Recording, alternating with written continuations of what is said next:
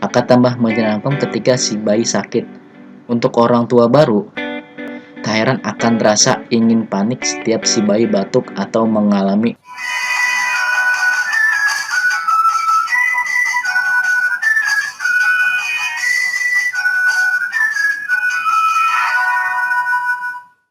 Hai teman semua, kembali lagi bersama saya di channel Bunda Firda. Semoga dalam keadaan sehat walafiat. Ada 6 penyakit berbahaya yang sering menyerang bayi. Menjadi orang tua untuk pertama kalinya akan menjadi hal yang mengagumkan sekaligus menakutkan. Akan tambah menyenangkan ketika si bayi sakit.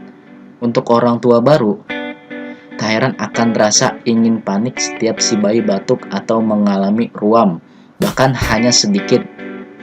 Berikut ini adalah 6 penyakit berbahaya yang sering menyerang bayi. Yang pertama, bibir biru.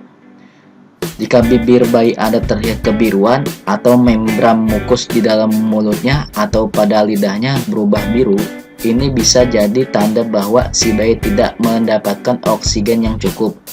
Begitu keterangan dari Charlie Zabah, dokter anak di Rush University Medical Center Chicago. Kondisi ini disebut cyanosis. Saat ini terjadi, segeralah ke dokter atau panggil ambulan. Yang kedua, napas terengah-engah tanpa sebab yang jelas. Setiap bayi akan menghela napas dalam sesekali.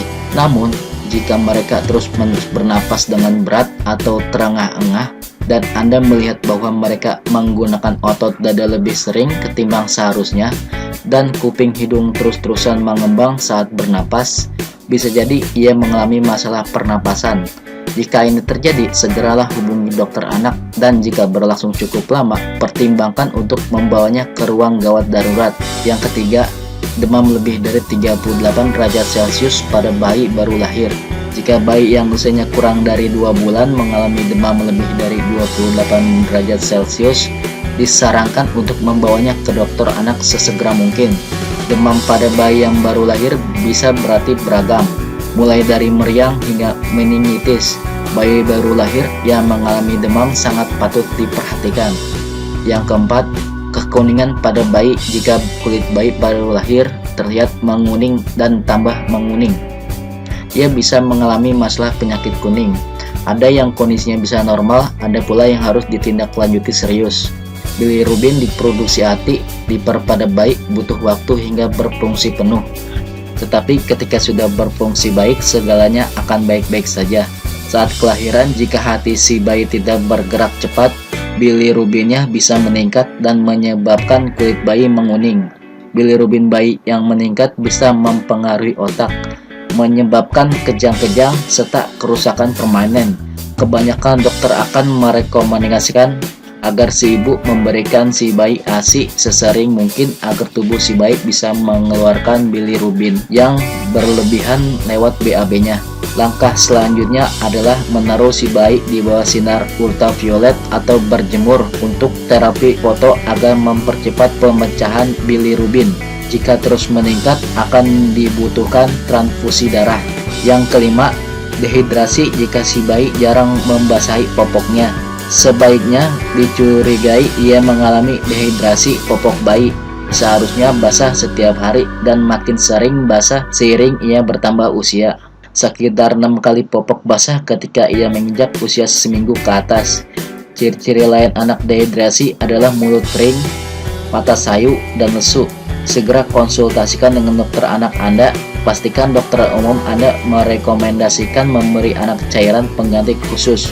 Air biasanya tidak disarankan karena bisa menurunkan level sodium yang bisa menyebabkan kejang-kejang.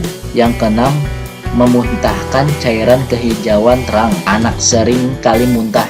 Mereka bisa muntah karena batuk terlalu keras, menangis terlalu kencang, makan terlalu banyak, dan masalah perut. Jika muntahan yang ia keluarkan berwarna kehijauan, Anda sebaiknya memperhatikan lebih lanjut. Muntahan yang berwarna kehitaman juga bisa berarti hal yang serius. Cairan muntah yang berwarna kehijauan bisa mengindikasikan ada hambatan pada saluran cernanya yang membutuhkan perawatan lebih lanjut. Muntahan yang berwarna hitam seperti kopi bisa jadi tanda ada pendarahan di dalam. Muntah usai cedera atau kecelakaan di kepala juga butuh evakuasi lebih lanjut karena bisa mengarah kepada geger otak. Tetapi, bagaimanapun cedera atau benturan keras pada kepala sebaiknya diperiksa ke dokter. Secara garis besar, lebih baik aman dan berjaga-jaga ketimbang menyesal di kemudian hari. Saat ragu, percayalah pada insting Anda dan telepon dokter untuk bertanya. Itulah beberapa 6 penyakit berbahaya yang sering menyerang bayi yang tanpa kita sadari. Semoga informasi ini dapat bermanfaat untuk Anda. Terima kasih.